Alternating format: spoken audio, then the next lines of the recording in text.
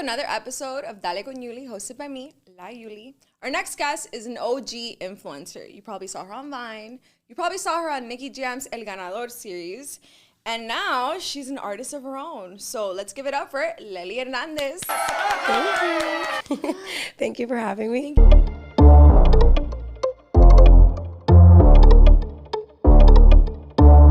Thank you so much for coming. I'm fangirling. I'm telling you, I've been a fan. I feel like I've seen you since Vine.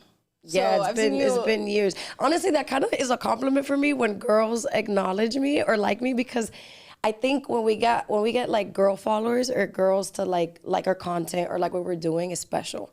Like, I don't think people know how special that is, because I think for me, I've always wanted to be like more on the inspirational side and like do everything, you know. And like, I don't know, I've never been a girl's girl. So I think it's really cool. Like, thank you. Appreciate it. No, yeah, your personality just shines through. Y se ve que eres bien sencilla, even though you have a bunch of accomplishments. Obviously, you're very beautiful, pero te ves como sencilla, normal. Yeah, so no, thank you so much. I think Miami girls are like that. I don't know, but we might look like we're stuck up, and then you get to meet us, and they're like, "Oh, she's actually really cool." Oh my, it happens to me all the time because I don't walk around smiley. So we I'm got just the like, resting. So people are like, can I curse? Of course. Okay, we have in the resting Spanish, bitch English, face. Lo que quiera. I think that's what it is. We have we carry a resting bitch face, and then it's like, we're like, oh, she's fine. Yeah, or like you go to an event, nobody's talking to you. You're like, can someone talk to me? And they talk to you and just. Oh my God, it's the worst. I actually went to an event yesterday. My friend invited me to, and I didn't know anybody. And then as soon as I saw someone that I knew, I was like, finally, because I can smile. Because I was just the whole time like, I was like, I look unapproachable. I was like, why do I look like that? I do it as like a defense mechanism because I'm scared. I'm like, I don't know what to do. I'm shy. Sometimes I don't even realize. I actually have learned recently to smile more, even if people are not looking at me. Just like smile, and then it'll attract people to like talk to you. But I'm gonna try that. Honestly, it works. I started doing that, and I think it works. I don't know. I love that. So you were born in New Jersey, and then you moved to Miami. So I was born in New Jersey, and then my mom sent me to DR for like a year or something, which is why every time I go, all my people like, or my cousins and people that live in like El Barrio still will be like, oh, I carried you when you were little. And I'm like, I have no idea who you are. But so when after like a year or something, or 6 months, I'm not sure exactly because I was too small. My parents moved to Miami, and then I grew up here. But some reason, I don't know why, lately especially, people are like, oh, you're from New York, right? And I'm like, no, I'm from Miami. So I don't know what it is. I don't know. I think it's the fact that you're Dominican. Because I don't know, they just associate like. But Dominicans even if they don't know, though, really? even if they don't know, they're like, it's just your demeanor. It's just like you're a little aggressive. I'm like, I am. I'm like, I don't realize. Now that you say it, you give off like J-Lo, like that type of aura. Do I? Yeah. I'm like, damn. Like, don't write me up. No, I love her. I think she's amazing. But. So music, performing, acting has always been in the family, or how did you get into that? Actually, my mom. So, it started for me when I was 3 years old. My mom is diabetic, and she passed out. She would pass out all the time. Like, that was just like a normal thing. Like, I don't know, when she was pregnant. And there was one day that my dad, I know exactly what was happening, and I know this now because there's a whole tape about like that you hear my voice explaining everything. But basically, my dad was buying like, how do you say, a playground? I was gonna say Columbia, or a playground for me. And my mom had fallen on the floor. A chair fell on her stomach, and I called 911 and told them everything. And I was 3, and I barely could speak. And I told them everything, and I was super chill. I was like, I already put alcohol in her nose. And like, when you hear the tape, it's actually like it's kind of funny and emotional at the same time. Because like this, you hear this 3-year-old explaining what's going on, what she did to take care of her mom, you know, but they came, they did everything, whatever. And then like, maybe like a week or two, the news came to like do an interview at the house, and like I basically had taken the interview for myself, and I showed them, did like a little tour of the house, like everything. They recorded everything, put in Primer Impacto. So then months later, they kind of reached out to my mom, was like, you know, have you ever considered having your daughter in TV or like dance or whatever? So she put me in like this one studio that is linked to like Univision, and from there I did Sado Gigante and like did it for a little bit, like elenco of the kids. But I was kind of camera shy too at the time. Like once the pressure came on, it was like different. So I was more like on the dancing, performing kids, like they would imitate like Paulina Rubio or like whoever was at the moment. And I did that for a little bit, but I was doing really bad in school. So my mom took me out of that. But that's kind of where it started for me. Like it was that. Then I didn't do it for a long time. Then my mom was the one that had a TV show. It was like a prepaid show that was like on Comcast, like one of those channels that are like Dominican or whatever. So I kind of grew up in that moment. I was like 10. And I grew up seeing her put together a show and with like performers and different segments and Turismo con Wilma and whatever. And I was super shy growing up. Like, I don't know what it was. It's almost like I went from being very open and talkative when I was little to being very closed. So I didn't know if this is what I wanted to do, but then high school came and I went into theater and like really liking acting and like cheerleading. So just, I don't know, it was kind of like, as much as I didn't want to do it, I always ended up, I always ended up doing something that had to do with it until I moved to LA. And then talking about the move to LA, because you went from a major city like Miami to another major city, but on a different scale. Yeah. Everything is there. Yeah. And you know what? Miami's a major city, but somehow I don't feel like it's as major as like how other cities are. Like for some reason, Miami to me feels small compared to like New York or LA. And when I moved to LA, it was really because I sold my car. My boyfriend from high school was moving to like a different country to study medicine. So I was like, what am I gonna do here? So I always knew I wanted to pursue acting, like in that moment. That's like all I wanted to do. So I was like, okay, I'm moving, I'm selling my car, and that's it. So my mom, the first year, I was still 17, because I kind of graduated at 17. So I told my mom, I was like, I want to go to LA, like this is what I want to do. And she's like, I'll support you, like, you know, whatever. So she moved with me for a couple months to kind of settle me in, because like, obviously overprotective mom too, like she's like, LA's too big for you to be out there alone. So she moved there with me the first 6 months. And then once she felt that I kind of like met people and had a decent like intern job or whatever that I was doing, like she kind of was like, okay, I think you could stay here alone. But that's when when it got real, not having my mom there. Cause it's like, I mean, I came from Miami with my, you know, always grew up with my family supporting whatever. And in LA, I didn't know anybody like at all. So it was kind of like, go, like, just do you, you know? And it went from being really shy to having to be like, you have to. Yeah, like it forces you to really like, okay, we got to get shit done. Because at the same time too, is like the way I saw it, I didn't want to get a regular job, because I was like, if I'm going to get a regular job for that, I would have stayed in Miami, you know? And there's nothing wrong with doing a regular job, but it's like, I didn't come this far to go do a regular job. I'd rather be an intern at a production company or not get paid doing something, and then like, you know, like get a regular job, because like for that I just go back home. And a regular job will consume you so much, especially when you got to pay like bills or whatever. So I found so many different jobs within the industry. Like I was a PA, which is like picking up los cables, doing whatever, you know. Like I actually, one of the jobs that I loved doing was taking the checks to all the like the big studios, because at least I could go inside the studios and look at them, and it was like super dope. So like when I tell you I did every single job possible, like I did every job possible.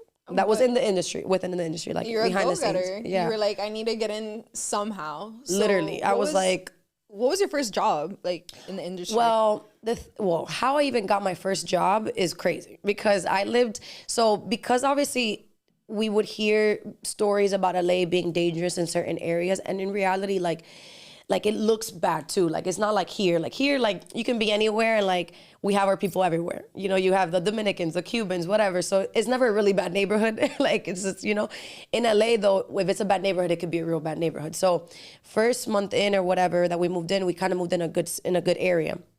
So there's this street called Avenue of the Stars that is kind of more like where they have like the most like prestige like agencies, like CAA or whatever, and we lived like really close to it. So I remember it was like a Saturday or something, I don't know, and I already kind of got used to seeing in LA these yellow signs that when it said like crew parking or whatever, it usually meant they were shooting around that area or whatever.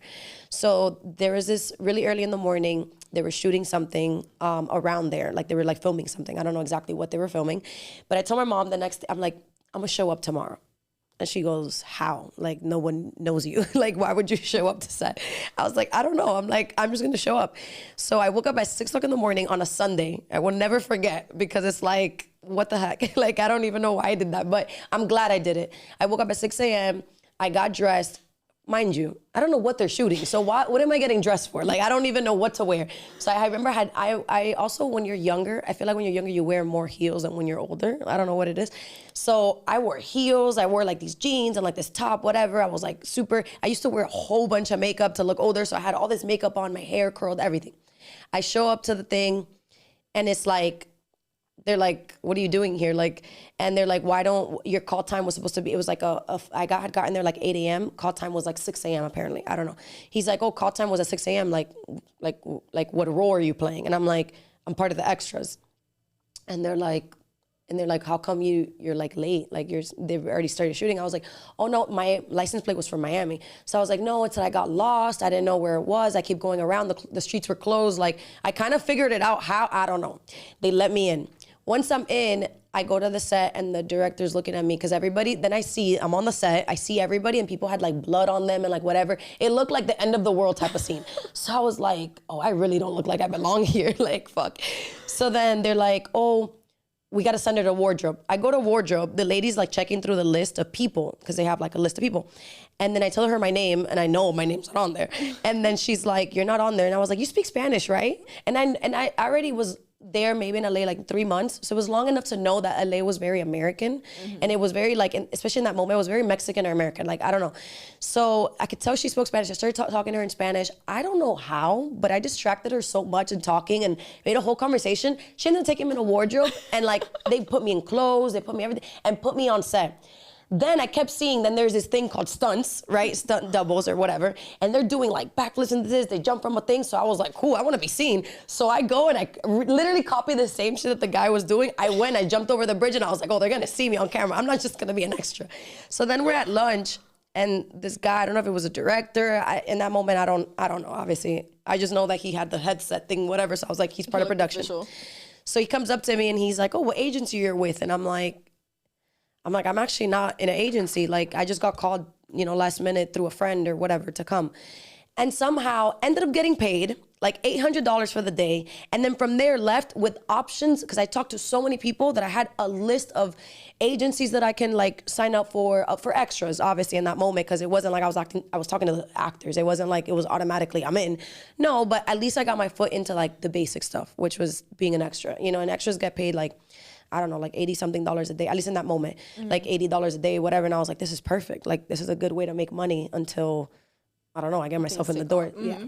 And then I started researching and then realized that like Leonardo DiCaprio and all these people, that's how they started. So that kind of motivated me in that moment. That's amazing. You really just finessed your way. Literally, I finessed my way. And it's honestly been a finesse ever since because never got into an agency, did movies and whatever. And it was never, I still don't have an agent. Really? I still don't have an agent. Like, I literally been finessing my way through my career. I don't know how. I swear I'm like, I think I have an angel, or maybe I'm just very persistent, or I don't know what it is, but I don't know. I just been finessing my way through my career at this point, I think I need an agent, but yeah, I've just been finessing it. You know what's crazy? So I model, but I don't have an agent either. And I've done so many roles that people are like, how the fuck do you, like, So I kind of identify. I don't know, I've just been finessing as well. You know what it is too? And even now with the artistry thing, sometimes like I kind of wish I was a little more independent, because I feel like when, I don't know if this is the lot in us, I don't know what it is. It's like we always figure it out.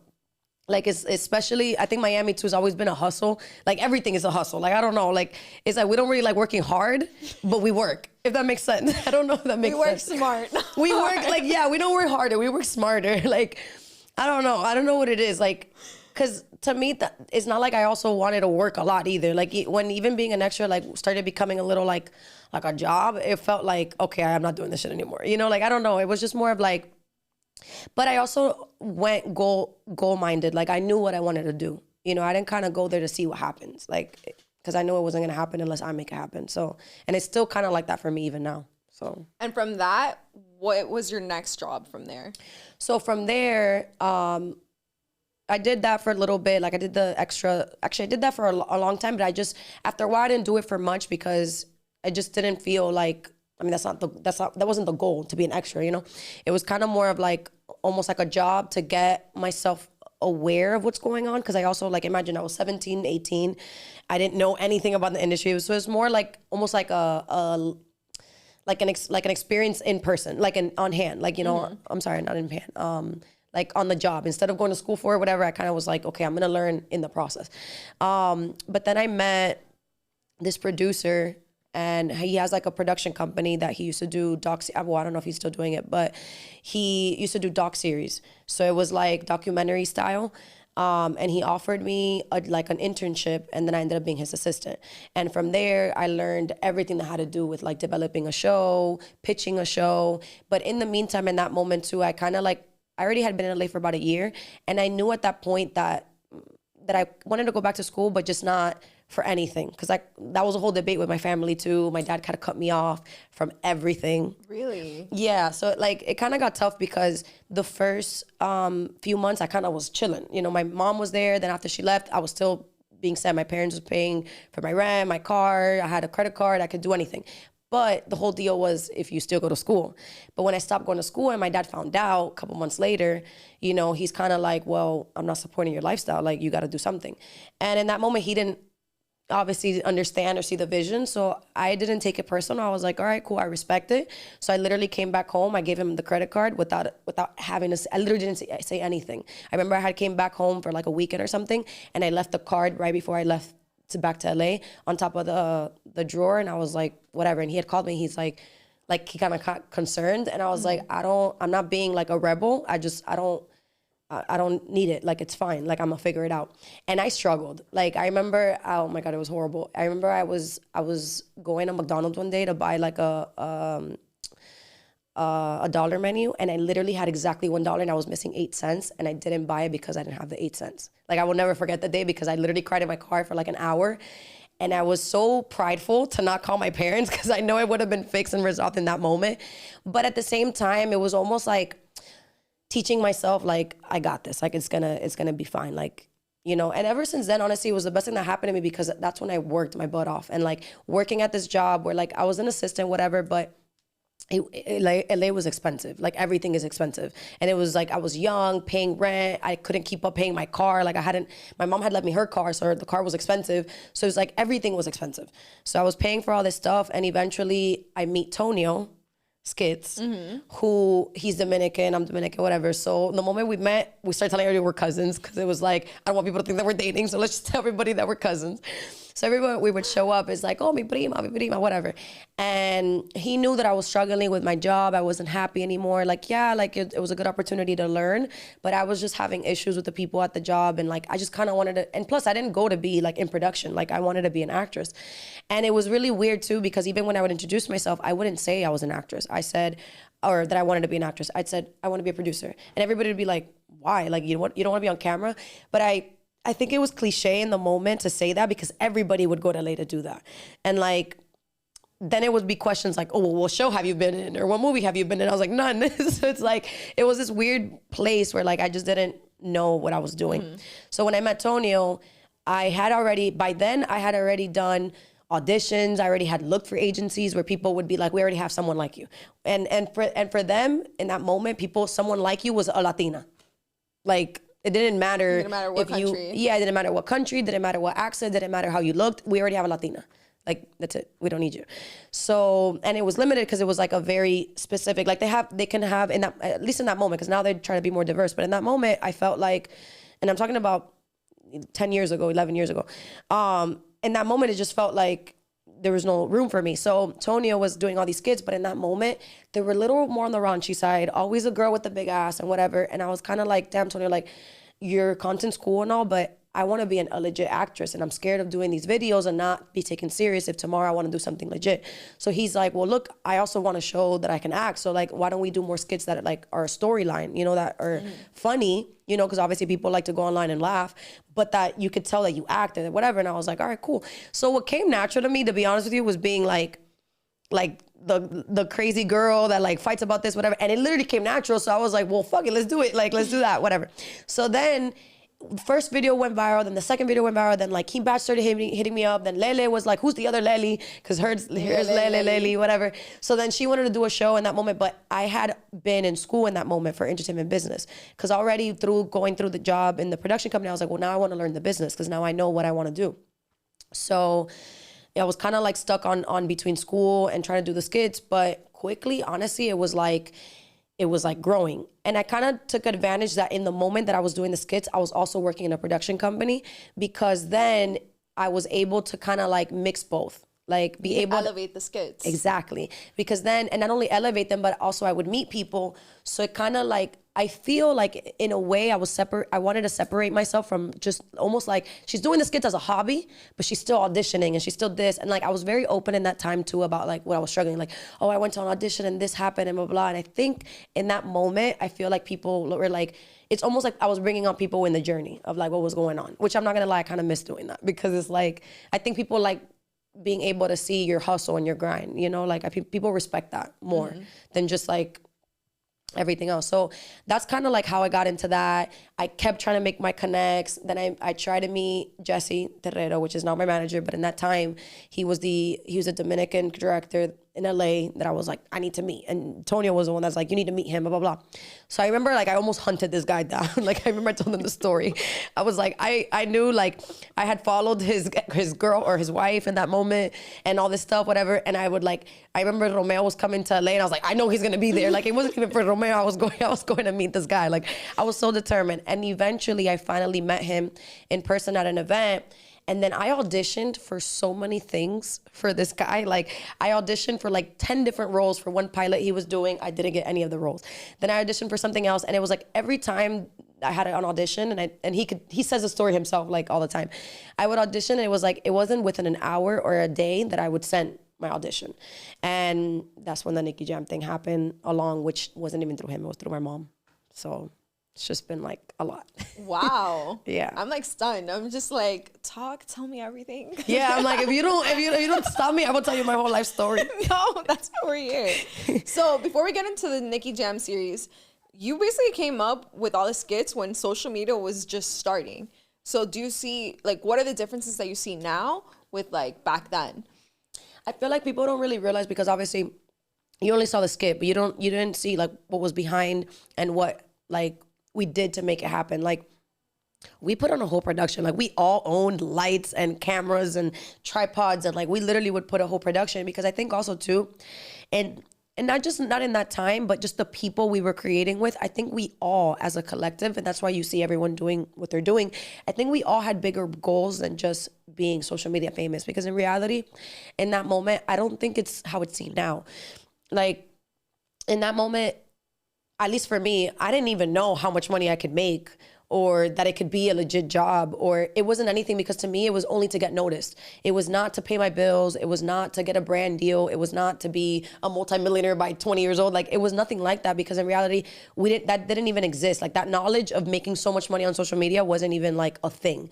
You know, like there is some of us or some of the influencers that I knew that were making money, but not at the level as like how it's gotten now. You know, it wasn't until a couple years in that I realized, oh wow, like my friend just bought a whole mansion in LA, or like, oh wow, this one like has a line now in Guess, or like how much power I don't even think we knew how much power we had in that moment. Like as to now, a kid could tell you right now, like, oh, I want to be an influencer because the influencers they're looking up to are buying houses and buying the expensive cars and wearing the designer stuff and being invited to certain things. While in that moment, I almost feel like we were kind of fighting for, it was really not fighting for anything. We were just really doing it for like the attention. Like we were literally, but the attention because we had ultimate other goals. Yeah, like most of us wanted to be actors or musicians or professional dancers or whatever it is, and it was only our way to kind of it's almost like, to me it was almost like we were auditioning for higher companies. Like that's the way I see it, because a lot of the ones that I started with now, like Melvin Gregg does movies, like he doesn't even do the skits anymore. Woody, his name on Instagram was like Woody the Great. He's the one that was in what's that one movie they did? I forgot what it was, but they did like a movie on this like old music group, and now he's like a full-blown actor. King Batch is also like acting in movies. So like, and now Lele's on Dancing with the Stars. Like everyone's like doing their thing. So I feel like we all kind of accomplished what we wanted, which was to be able to either be on TV or do music or whatever it is route that everybody was doing. As to now I think it's more the goal is to be a big creator, and that's it. There's not like a other goal. You know what I mean? Yeah. So like, which is like, for example, for Adam, I don't know if you know Adam W, like he does all the videos with like Anwar and like for him, his goal from the beginning was just to be a creator.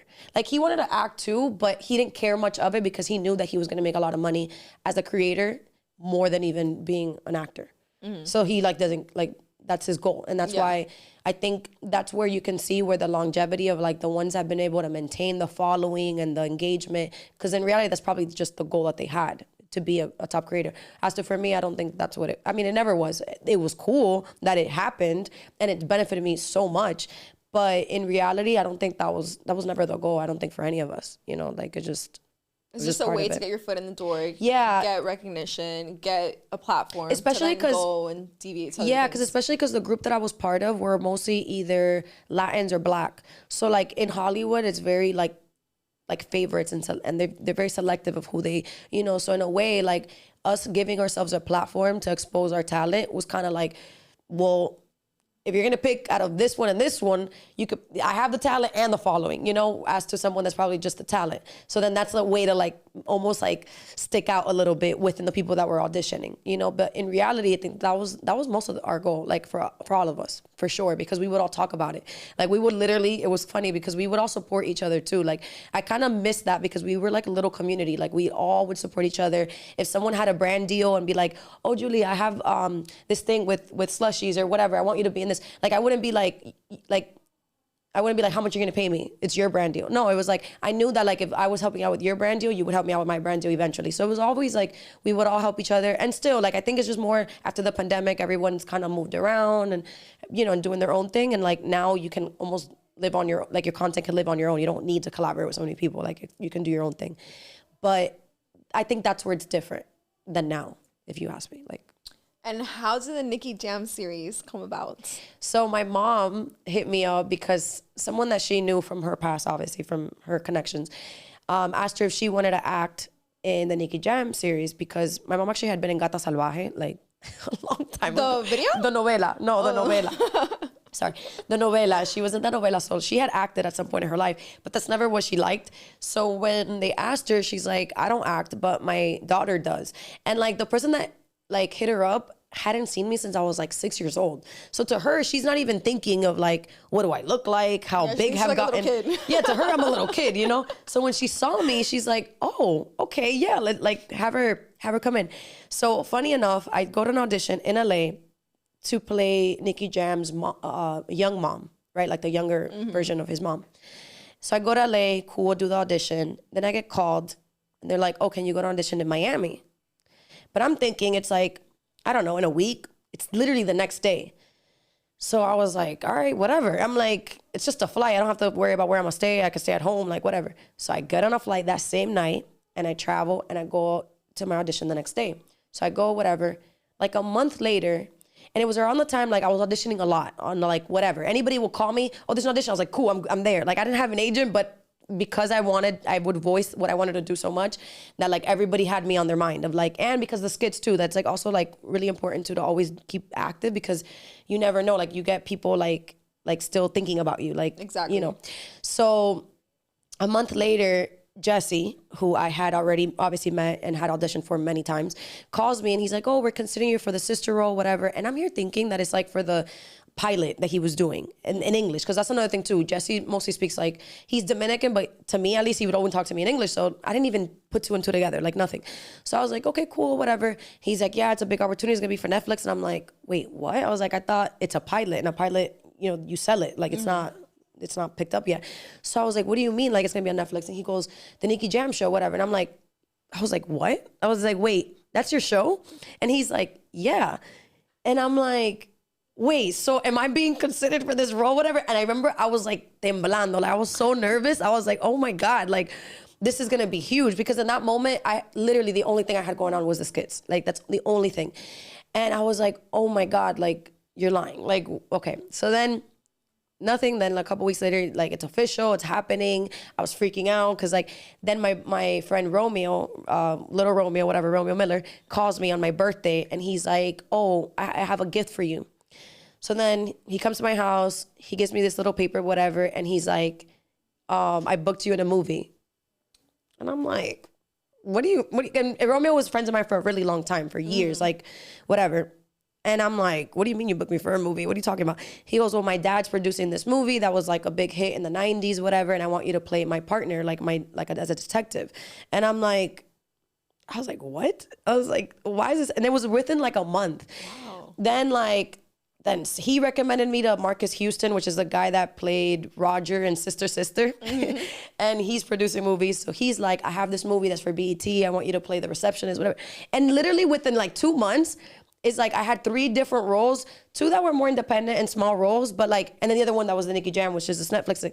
And I'm just like, and this was 2018. So I'm here like, what? Like, what is going on? So I'm like, am I legit an actress? Like, what is happening? So then in that moment, like, that's it. Like from there, it's just like full blown. I went more into acting. I got more serious about it.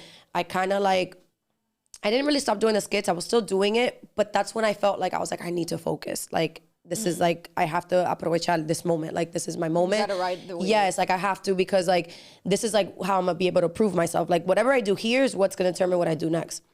But then I go into the Nicky Jam thing, and that took most of my time because it was like a month in Mexico, then like a couple weeks in Puerto Rico, and like I was kind of out of LA for a bit.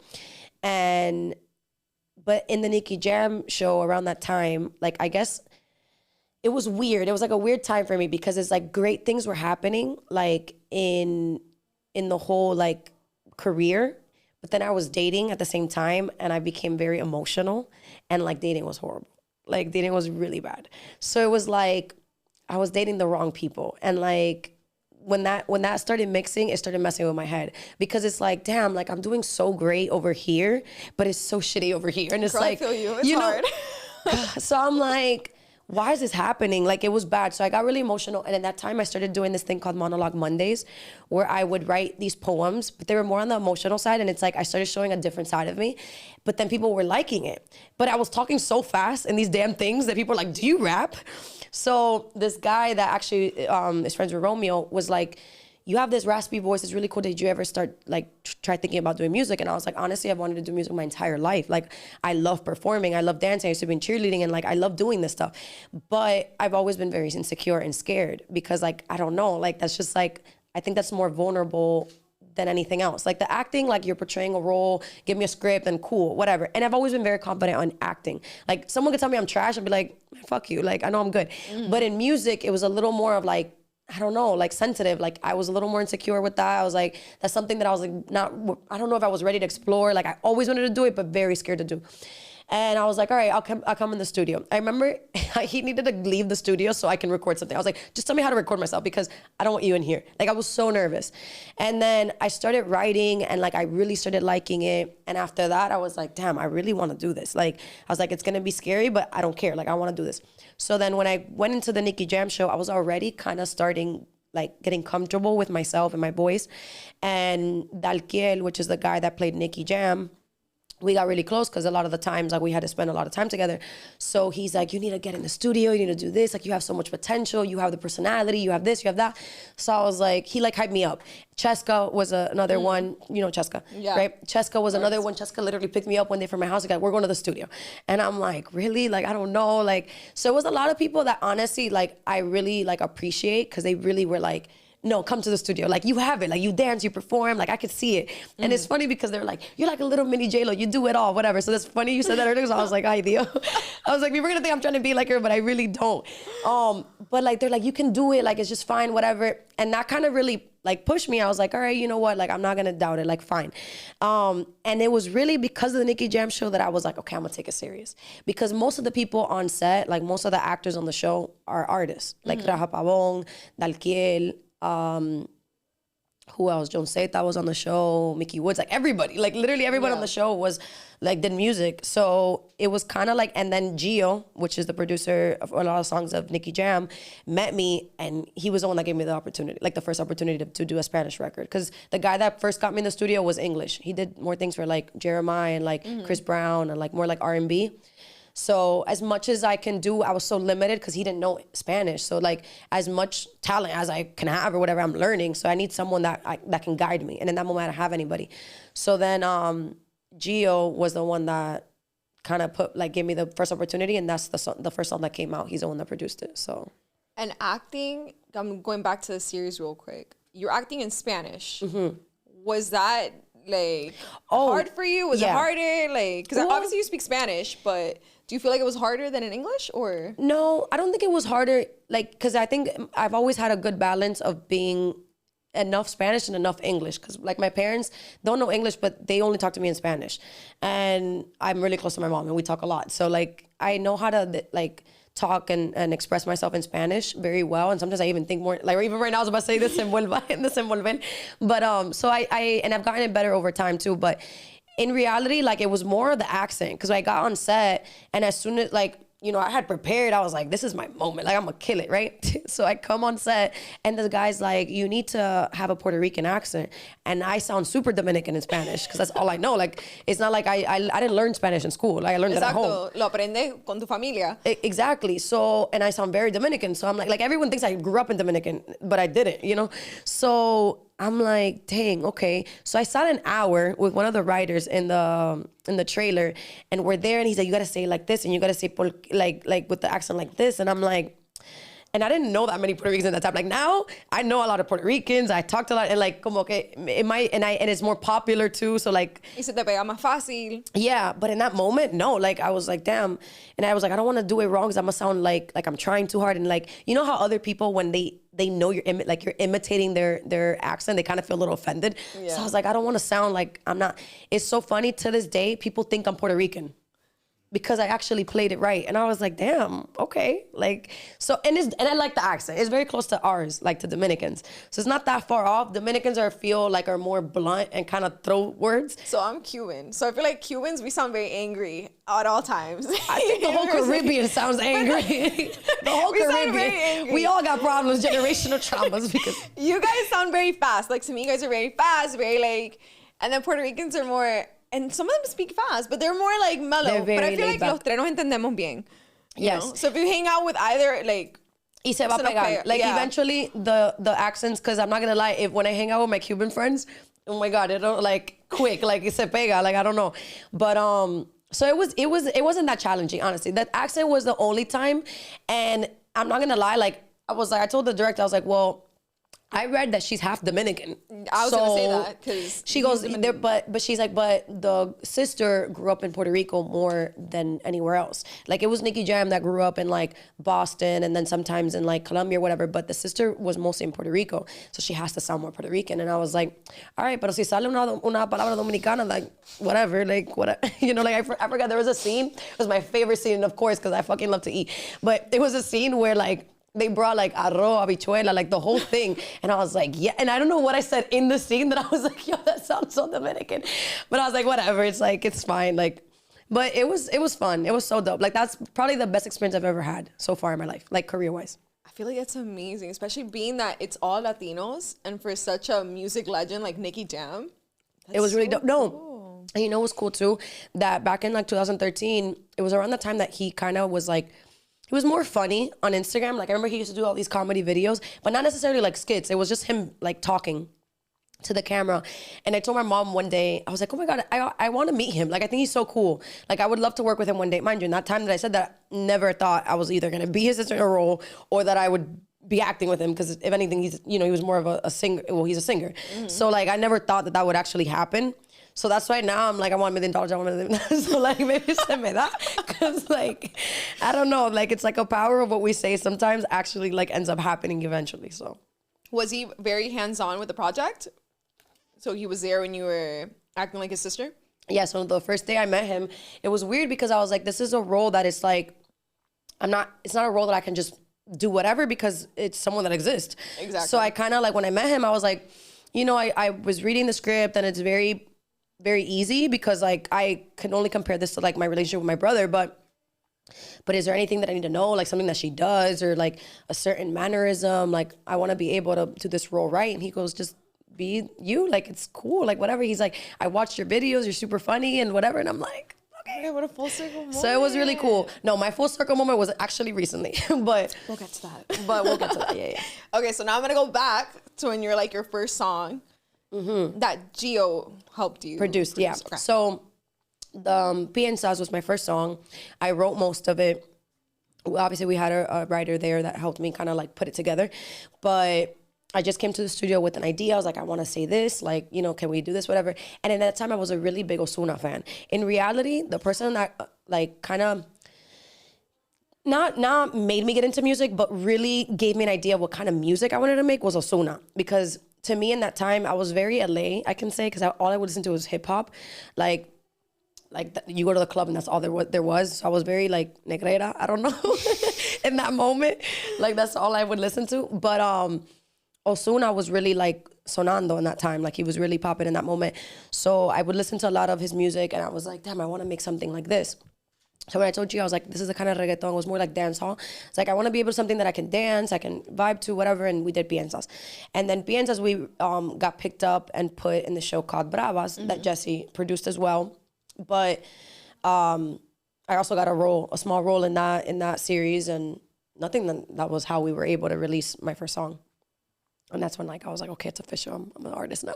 She's a singer, y'all. Singer-songwriter. But low-key, it took me a while to really believe and like really introduce myself as that. Because like in a way, like, I don't know, it was like this weird vibe, like thing. Like even my mom was like, yo creo que tú no te la crees todavía. I was like, I don't know. But I feel you, I've been there. It's hard sometimes. Do you think it's because you had more like, you were more already like established like an actress? So in here, like you said that you're like vulnerable and you're like, okay, like you know what it is waters. That I think is like, that's why I'm not gonna lie, like the moment yo pego una canción, then that will be the day that I'll be like, okay, you know, because it like, as I'm not saying that it's like you need that reassurance of like, is this gonna work out for me? But I think sometimes we try so many things and until something doesn't connect, you don't know. Like it's like, but for me now though, it's like, I'm not at that place anymore. Like, I'm not at that place of like, is it gonna connect? Right now, it's not like I'm thinking like, okay, the moment I have a hit record, I'm an artist. No, like, I already feel that because I've also put in the work. I don't have enough songs out right now, and that's not my fault. That's another topic for another day. But I've already put in so much work and I've proved it to myself. Like right now, I think for a long time, I was almost trying to prove it to other people. Like I can do this. Well, now it's almost like I already proved it to myself that I can do this. I've been in the studio by myself, had to write a whole song by myself. Like that was my test, you know? I had been in studios with people that are big producers that were literally like, get on the mic. And I'm like, oh shit, like I gotta prove myself right now. Cause if not, like they'll never fuck with me again type thing. Even if they will, you know, but that was like my putting pressure on myself, you know? So I kind of already been in so many different scenarios. I was just in New York 2 weeks ago where like this guy was like, oh, are you an artist? Sing. And I'm like in the middle of like a whole bunch of people on a carpet. And I was like, really, right here? And it wasn't like an interview. It was like it wasn't like I'm on a carpet with the lights and interview. No. Like we're here like in the back somewhere talking. And he's like, and I sang like there a cappella and then took me to the guy. And then he's like, all right, do you want to perform tomorrow? And I was like, yeah, cool.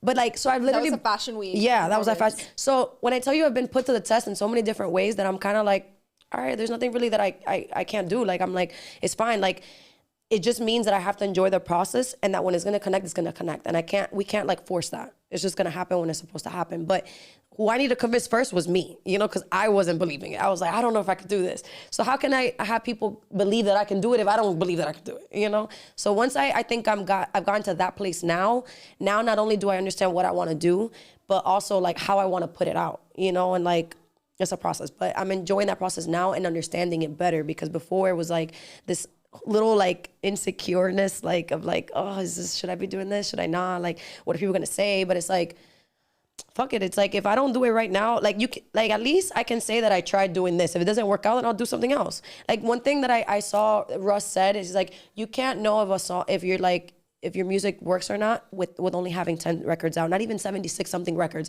And when he said that, I was like, damn, I only have 3. So I really can't. And and some of them have kind of like, you know, so I'm like, you know what? I can't complain because, you know, so in a way, little things like that, I'm like, it's fine. Slow success is better than quick success. So I'm like, I'm okay with that. Like, I'm okay with and at least I can say that I've appreciated every moment that has came because they've come by pieces. They've literally all came by moments. Like none of it has been like all at once. And it still hasn't been, and I can tell you appreciate it because the way that you express yourself about every moment, like everything was it very special. like vividly. Like I feel like I'm there with you. So that's how I know that you captured every moment that you're like, oh my God. And that's great. Yeah. It's that I think every moment was an oh my God moment, you know, because I also realized like, there's so much talent, you know, there's so much talent, so many people. And like when moments like that happen, I'm like, damn, like why me? Like, that's cool. Like, I don't know. I have this whole thing that I found on TikTok that's like the lucky girl syndrome. And I was like, do I have the lucky girl syndrome? Like, I saw that. And I love that because like, we have to honestly believe and really think like, I'm lucky. Like, I'm really lucky that I get to do this. I'm really lucky, and not compare ourselves that I'm not where so-and-so's at, or why am I not doing this? Because you're only bringing yourself down. And it's like, we should be proud of how far we are at the moment. Because in some moment you wanted to be there, but we're so caught up sometimes on being like, damn, but I'm not there yet. This is like, yes, we all have the ultimate goal. Like, if you would have asked me in 9th grade in high school, actually, you know my friend Anna, right? If you ask Anna what I wanted to do at 9th grade, she would tell you exactly what I'm doing now. Like, without a doubt, I knew what I wanted to do. Now, sometimes I would hold myself back and say what I really wanted to do or where I see myself, because people would think you're crazy. Like, in that moment, I would be like, I want to be the next J-Lo. People would be like, yeah, okay. But now, like, I can think whatever I think in my head, but I probably won't say it out loud, because it's like, that it's not for anybody to believe. Like, it's for you to know. Exactly. So for me, that's why now I'm understanding what my ultimate goal is. I'm not worried about how I'm gonna get there, or if I'm even there now, or if I'm close. Because it's like, it's gonna happen at some point. I'm putting in the work. Why wouldn't it work? Like, why wouldn't it happen? If I fail, that's cool. I'll do this route, or I'll go. There's so many ways. And the funny thing is like, you can't follow anybody's path, especially in this industry, because everyone's is so different. Like, what might have worked for you might not work for me. What works for me might not work for you. So it's like, there's really no like. Everybody has their own time. Y cuando está para ti, está para ti. And I think too, sometimes what could happen too is like, what if, like, imagine what I would hate to happen is that I get a moment that I won't be able to appreciate and actually take advantage of. So in reality, like, I'm kind of like, you know what? Que Dios el que sabe el momento que tiene que pasar y cuándo va a pasar. So that's why I'm like, you know what? I kind of rather just chill, put in the work, not like chill and stay home and do nothing and just wait for the universe, but put in the work, and then eventually it's all going to connect, you know, at the right time when it's supposed to, and for me to, you know, when it's supposed to happen, like, without forcing it too much. And it has happened to you because, yeah. You know, so it's just reassurance. Just keep working hard. Yeah. You have a great work ethic. Tell me about the full circle. You actually inspired me with a lot of stuff that you were saying. Tell me about the full circle moment that you were going to tell me earlier. Oh, well, full circle. Oh, man. This one was amazing because this is my idol. Like, literally my idol. Besides J-Lo, of course. But when I worked with Romeo, which was recently, that was like, oh my God, like that's still gonna be pinned in my, I don't care if tomorrow I win a Grammy, that probably will still be pinned on my profile. But no, and I think honestly, the reason why it was such a full circle moment and so special was not only because how it happened, but then just being there, like, and just everything. Like, so basically it was about exactly a year ago, actually. It was September. It was the week of Latin Billboards. No, it was a Latin Billboard week that we actually shot it. But it was around that time. It was 2 weeks before. I get a call from Natina Tacha's stylist, who's a good friend of mine. And he's like, hey, could I give Romeo Santos' team your number? No, he said Romeo. Romeo's your team's, Romeo's team your number. And I was like, sure. And I'm like, which Romeo? Because I'm here, I'm not even thinking Romeo Santos. Like, I'm like, somebody that you guys know, whatever. Yeah, so I'm like, I mean, I know a couple Romeos, you know, I'm like, whatever, but like, you gotta be specific when it's Romeo Santos, because I'm a fan. Like, I'm Dominican as fuck when it comes to Romeo, like, you know? So I'm like, which Romeo? So when he tells me, he's like, I was like, wait, Romeo? Like, Romeo asked for me? I was like, his team? Or like, who, whatever. Puts me on the name with the girl. So I'm on the phone and I'm like, hey, I just want to know, first and foremost, before you go into details, who booked me? Because like, who's looking for me? He goes, Romeo himself. Because what I didn't want is like, I don't know, you might understand this. I don't like when people hype me up. Like, I don't, like, in this industry, people will tell you have an opportunity, and then a week later, talk your ass off, and then nothing. And then later will be like, oh, you know, honestly, we were thinking, and we found someone else, and I'm like, is this legit happening for me or what? Like, I don't want to get excited. Like, let me not tell my mom first. Like, you know, like, how much can I share of this info? Like, am I booked or not? And I was like, who's booking me? You know, is it like production? Because if it's production, shit's in the air. Like, it could change any moment. But if it's from Romeo, it's a whole different thing. Him. He wants you. He wants me, then it's so when she tells me, no, Romeo asked for you. I was like, Romeo asked for me? I was like, this is okay. So I was like, all right, amazing, whatever. So that the week of the shoot, right, there is the Latin Billboards like panel or whatever that I was already gonna go to. And one of them was actually a Q&A with Romeo. And I've only seen Romeo in concert, but I've never really been in person or went a Q&A or anything. Like, it was just like, so I was like, cool. It happened to be the day before the shoot of our shoot. And mind you, as I'm here looking at Romeo in person, answering Q&A questions, you know, from everybody on the audience, I get a email with my call time, where it literally is 4 people and highlighted. It says, call time, Leli Hernandez, Cecilia Garcia, Bulín 47, which is the Dembow artist, and Romeo Santos. And I'm like... Girl, did you save that call time? Of course I saved that. I posted it on my close friends, and I was like... Oh my God, I'm in a call time with Romeo Santos. And it's literally in the same, like, there's only 4 people on the shit. So while I'm looking at him doing Q&A, I'm like, nobody here would believe that I'm about to work with him tomorrow. Like, it was like that moment. You know, because everybody's asking him questions. I'm like, yeah, I'm working with him tomorrow. So like. You're going to be like, so how does it feel? Literally.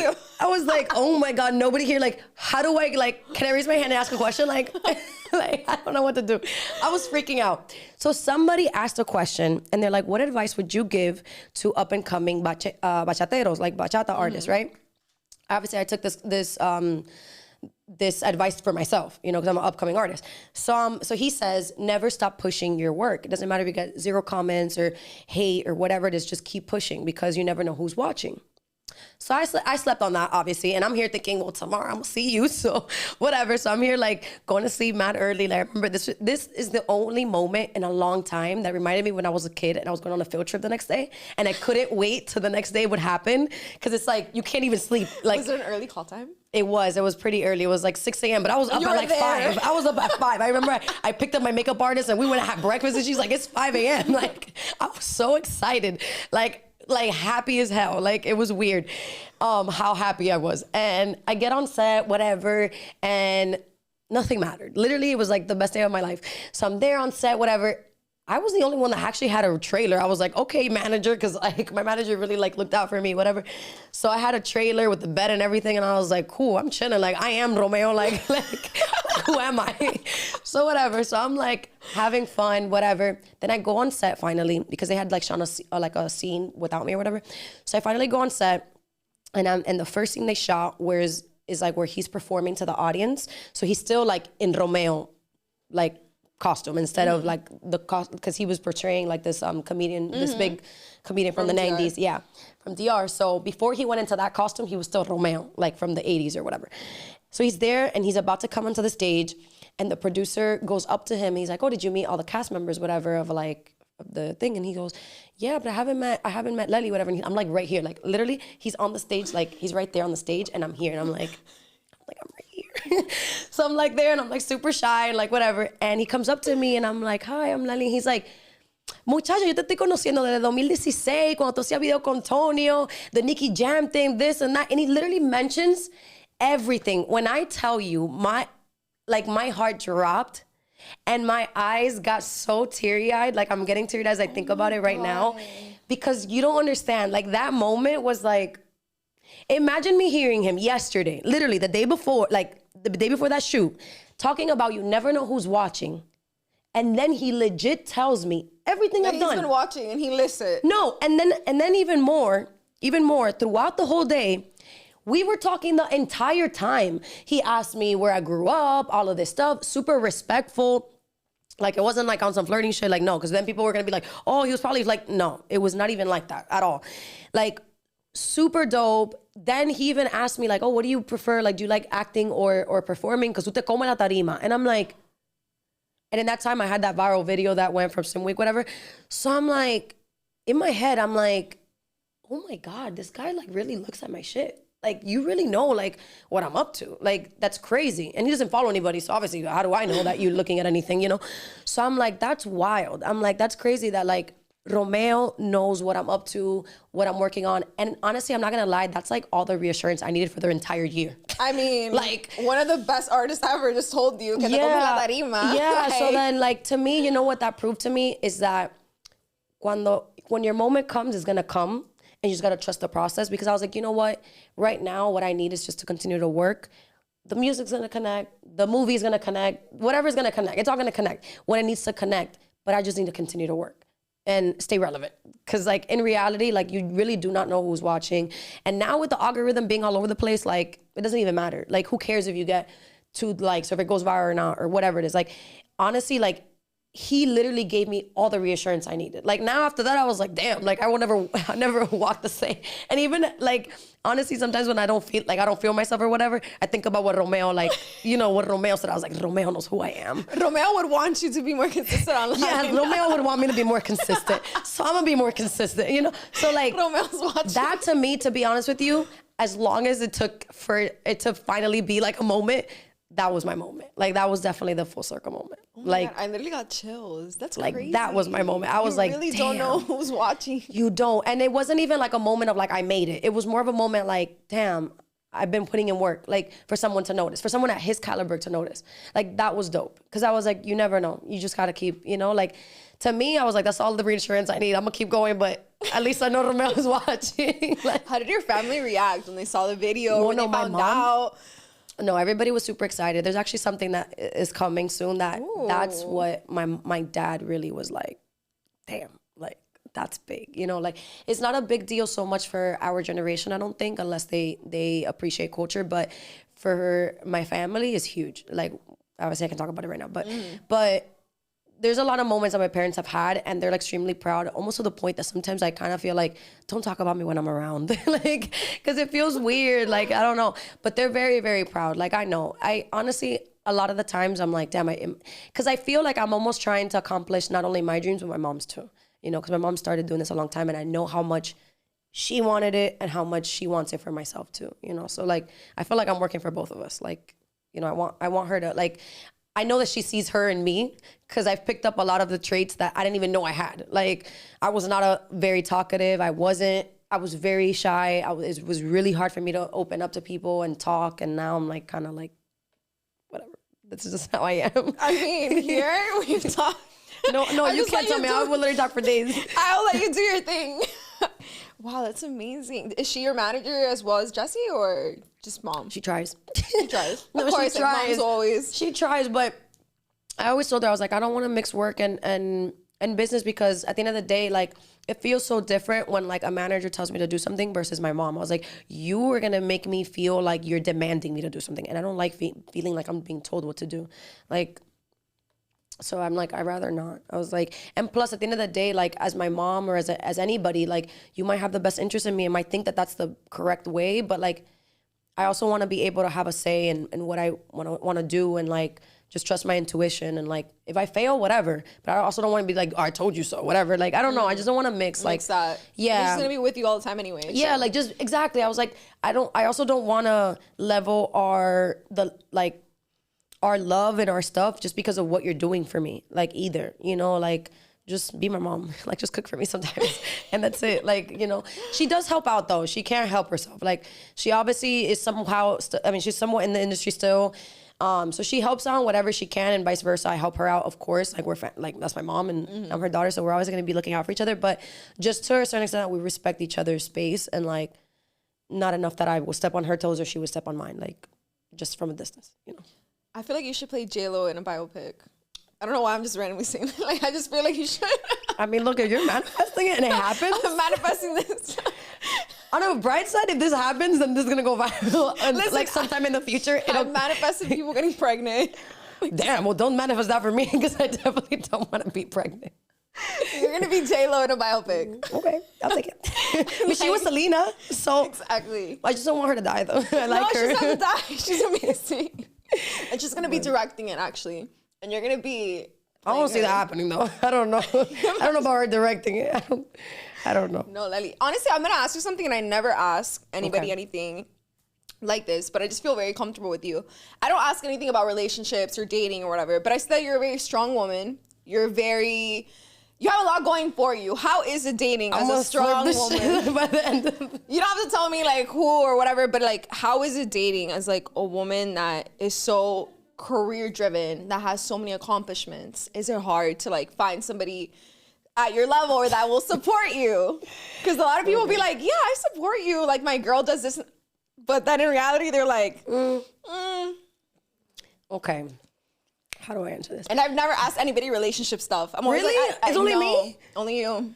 Because I feel comfortable with you. Like I can have a whole podcast about it, actually. The similarities with you. Don't get me started. This will be a whole other episode. You might as well just turn on another camera because this topic is a topic. Actually, it's funny because I wanted to do a podcast with my best friend, which we might. I don't know because I have a lot to talk about. Relationships are the reason why I do music. Because if I didn't do music, girl, I'd be in a mental institute. like I have to find ways to express myself because, you know, it's really hard. Mm-hmm. It's really hard because it sucks because guys at any caliber, I think I've already come to that conclusion. Because if I'm not going to say I've dated all types of guys, but I've dated enough to know from different levels of money, fame, success, and they all have one thing in common when it comes with me. And that's what I've noticed is that at the beginning, they think I'm a far reach, like it's hard to get me. And then when they get me, they don't know how to handle it. Then they don't know what to do with it. I understand. They don't know because I'm very direct also. Like I know what I want and I know what I don't want. And if you don't meet what I want, then I'll move on. And like, for example, like I wasn't like that before though. And that's why I suffered so much. Because with my other situations, I'm not gonna lie, like it was like about a year and a half ago. It wasn't even that long ago. It was the only one time that I actually fell for someone really, really hard. And trying to get over that was tough because it came with so much shit. Like it came with a lot of girls involved. I even met the girl. Like I can write a movie actually with the shit that's happened to me. Like then I dated one guy, hooked up with my makeup artist. There's a lot of shit that's happened to me. Oh, while you guys were dating? Like while me being there. Like we all hung out and I didn't even know. Wow. Like I gave this girl a ride on the way. So when's the song coming out? A whole album needs to come out. No, but to be honest with you, like, I'm not gonna lie, since I feel comfortable with you, I haven't ever really talked about, like, I've always talked about relationships, stuff like that, but I've always been so surface that you don't really know exactly what I've been through. And I've been through so much that it's like, damn, like, what is God trying to teach me? Like, I don't understand. But I've been through so many things. Like, the one guy that I fell for, he did the most to, like, this guy had his agent reach out to my manager to get my number. So at this point, I thought, wow, like this guy must be all over me. Like this guy really wants me, like, cause he's a big caliber type of guy, whatever. So I was like, I'm sure he has a lot of girls, so why would he have to reach out? And then when I look at my DMs, I was like, did he try to reach? He had reached out to me like a year prior to like when he reached out to my manager and whatever. So I was like, damn, he's being very persistent. Like, of course I'm gonna give this guy a chance. Mind you, physically, he wasn't even my type. But I was like, cool, I'll give him a chance. But that's why they say no le da oportunidad a lo feo, because it's like, whatever. But anyways. Girl, I feel you. That I'm like, you should not be treated for real, this you're not way. even that cute. But anyways. But anyways, so I ended up make them cute. Yes, like it's like in my head, like eventually, like it's so funny because my friend's like, let me see your ex. And I was like, honestly, I don't want to show you because now that I look at him, he's not even that cute. And then you're telling your friend like, oh my God, I cry about this guy. And then they're like, let me see him. And then they're like, he's like, what, how did you, like, why? No, and the funny part is that it's like, this is the one that made me suffer the most. And it wasn't even there. I've been there. But this guy, it's just crazy. It's crazy. It's crazy. I'm also the type of person that once I'm done with something, I close that chapter so, like, I really, like, when I'm done, I'm done. And I'm so done that I don't even remember. It's so crazy. I'm like, oh my God, God forbid the guy that does me wrong, because I will literally act like you never existed. Like, you don't exist. And it doesn't matter if I cried over you, if I was suffering, but once it's like once done, I'm officially done, you don't exist. Like, you can literally be right in front of me and you don't exist. Like, I love that. Like, what's your zodiac sign? I'm a Gemini. Okay, I'm a Virgo, but my moon sign is Gemini. Okay. So I was like, I see that. I'm a Gemini. But the bad thing about Gemini is that we're super emotional. And that's the problem that I have always. I've always had this problem. I'm very emotional and I'm also a little impatient. Like, I jump into conclusions way too fast. Honestly, I think too, like, I've always known what I want, not only in relationships, but in my career, in my life. I know what feels good. And I think my biggest problem in relationship is that I always think people have the same heart as I do. And I think that people are going to treat me the way that, they're not going to do you. Yeah, like, I'm like, well, if I'm not going to do that, why would they do that? And then they do that. And I'm like, wow. I guess I don't know this person. And, and then as women, we love to create, like, this person in our heads. Ilusiones, we literally create the person we want.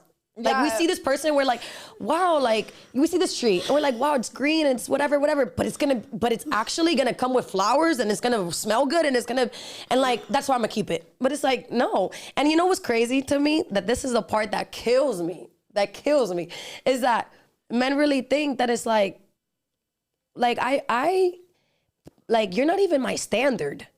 Like, you're not even, and I've lowered my standard for you, and not just standard of money or fame or anything, because a lot of these men, like, I don't give a shit about that. Like they're not any different, actually. Like, men with money and men without money, they're the same shit. Like, it doesn't matter. Like, I think the difference matters a guy that actually wants to be a good guy to you, and that's ready. Because I think what I'm starting to learn too, though, is that some people could see you and want everything with you and see the potential with you, but they're just not ready for you. And they think they are, and they want to be. And then they get involved, and then they're like, they get cold feet because they're like, I can't handle her. I don't know how to, you know. That's exactly what it is. And they get insecure. And that's not my problem, though. like. And as women, too, I feel like, and being Latina, like, I just turned 25. And when I was like 15, I was like, at 25, I'm married with kids and stuff. Not that baby, because I'm 28. But like, yeah, I looked that up. I was like, you're 28. You're like 3 years old. I know. But like, I'm almost 30. I'm already feeling old. I'm like, I'm 30. Bro, my 25th birthday, and everybody was like, happy 25th. I was like, yo, stop saying that. Yelling is so loud. For real. But the thing is, I turned 25 during the pandemic. Like, they didn't count. No, like, I had like people just hitting me up like, happy 25th birthday, like sending me. I'm like, why are you screaming? You don't have to say the age. But anyways, as women, I feel like also as Latinas, we're kind of like, I don't know if it's just me, but I'm like, bro, when I was like 15, I saw myself at 25 married with kids. And I'm like, I thought 27 was the age for me. I was like, I'm gonna have kids at 27. And my mom had me at 24, and I'm like, what am I doing wrong? But then it's also like, times have changed. Yeah. Okay. I feel like men are just more like immature. I don't know. Like, I keep seeing on TikTok that guys act like girls more now than. Oh yeah, they're in their soft girl era. Is that what it is? They're very sensitive. They're soft. I'm like, they want us to text them. They want us to like send them flowers. They want us to. I read that the other day too, and I was like, I'm not sending you flowers, okay? I was like, like my dad raised me like a princess, like a queen. Like, why am I gonna go? Like, I have to do something for you? Regular ass. Yeah, like damn, I don't know. I'm turning this podcast to something else. No, like express yourself, because I can express myself. I have a lot to say too. No, but low key, like I don't know, honestly. But you know what it is? I think now I'm starting to be. I found more happiness in my relationships when I'm not like focused so much on the end goal. Because I think before I was, oh my God, I think the reason why things didn't work out is because I wanted it to work out so badly. Like I always thought every time I met a guy, I was like, this is the one. I was like, it has to work out. This is the one I'm gonna marry. God, thank you. This is the guy I was like, you were saving me for. And then a couple months in, I was like, this is definitely not the guy. You know, so like, I don't know. I think I'm in a place right now that like, it is what it is. But I'm also like, I also know who I am. Like I know I bring a lot to the table. And it's like, I'm not no longer like, if it doesn't work out, it's not like I'm gonna go and like mess with 1,000 guys, because that's not who I am. I'm not gonna be anybody that I'm not. And I'm not gonna do it despite of like, because it didn't work out here, now I'm gonna wild out. Because I never believed in that. And that's why my music too, like I remember Arcángel did a song that I was a little like, about. He did a verse. He just did a verse. And he's like, he did something like, estar soltera y ahora pa colmo putísima. And I was like, that's not true. Like, we're not puteando. Like, just because I'm soltera does not mean I'm puteando. I'm fucking with the same guy. Like, yes, we're probably never alone. That's for sure. A girl's never freaking alone. Like, I don't care what anybody says. I mean, I tried being celibate for a whole year. I was alone for a little bit, but then I met a guy and then I started messing with him and whatever. And so like, you're never really alone. Like, I don't think a girl's ever alone. Maybe you might not want to be in a relationship with somebody, but you're definitely always either flirting or going on dates or whatever. Just like they do. They do the just same like thing. they do. But at least as women, I can't speak for them because I don't know what they do. I don't even care what they do anymore at this point. You do you. Like, I don't care anymore. But at least I know what I'm doing. At least with me, like I'm in a place where I'm like, if something is not working for me, then cool. Do you. That means now I can open my options and now start going out and meeting other people. Because in reality, I'm not the type of person that if I'm focusing on one person, I'm not gonna go date other people. I don't like that. I'm the same way. I'm a one thing at a time, like Drake says. Drake's like, I'm a one thing at a time. I'm definitely a one thing at a time because in reality, like, it doesn't matter how young I was or how old I am. I've always been a person that like, I'm a hopeless romantic. I want the relationship. I wanna be married at some point. I wanna have kids. And like, whether it was at a young age, obviously too late for that, but even now, like whatever, if I'm ever gonna date, is date to like build a relationship, like something. I don't want to be married right away. I don't want to have kids right away because realistically, I am very career driven. I have a lot of goals that I want to accomplish, but I do want to. You're at a great spot in your career. Yeah, now, but I did grow up in a home where like I saw my parents grind together, grow together, struggle together, and like I love that. Like that's why like I know I can answer my DMs. I know, like I know who's in my DMs. Trust me, I show my friends and they're like, bitch, what? Like what? And I'm like, I know, but like, I also know what it is. Because I also lived in LA long enough to know what it is. You know, so it's like, yeah, so-and-so, fuck, I was just about to say his name too. I was like, so-and-so be in my DMs. But it's like, I don't want, is this fucking slushy? What you put in? Yo, Willie be putting something in these slushies. He's about to tell all my secrets. Like, what the fuck? Like, whether I have $1 million in my account or I have $0, it doesn't make a difference. Like, it's not, my lifestyle's not gonna change. Because in reality, yo estoy puesta para mi trabajo. Like, shit, right now, if I wanted to, I can go on vacation for a whole month. But that's not what I wanna do. That's not gonna make me happy.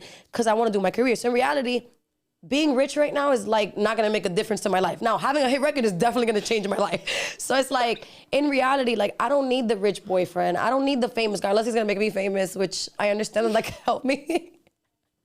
But it's like, that's not what I want. You know what I mean? Because I know you're not actively seeking. No, because I also know what that comes with. No, Leli, but when are we getting some new music? Hopefully very soon. Very soon. Right now I'm trying to get out of a situation, but in reality, like I'm excited about what's happening because I have collaborations coming. I have a lot of music. I think also once all the music comes out, I think it'll make sense more about what I'm talking about. But in reality, it's all reflecting to relationships and not standing like not.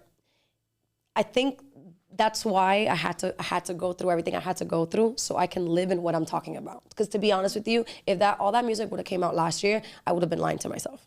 Because I was putting up with bullshit. And I was putting up with guys that were doing me wrong while making songs about, you shouldn't be putting up with this and this and that. You know, so I think in a way, like, I'm glad that, like, music's coming out now because I am living my truth. Like, I am living what I'm saying. I am that girl now, so. You know what's crazy? If somebody sees you on social media, they wouldn't think, like, oh, she gets, like, they do her dirty. They've done her dirty. She suffers. She cries, you know, because you look so, like, strong and, like, you know. So it's really nice to see you. It's nice to see you in that sense because it's, like, relatable, you know. You could be the baddest bitch ever, talented, everything, and there's always going to be a dusty man. No, actually, if anything, I think prettier girls get done wrong more. Because I'm gonna hold myself back. I don't want to say the wrong thing. I don't want to say the wrong thing because they're gonna think she hates men. This is not an anti-men thing. It's not. It's not. I do have a song called "F You" though.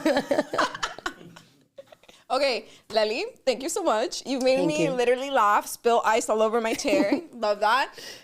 But I know big things are coming, and when you do that J-Lo biopic, I need to be at the premiere. You know. We'll see. So shout out to Leli Hernandez, guys, and also to Flushy's King.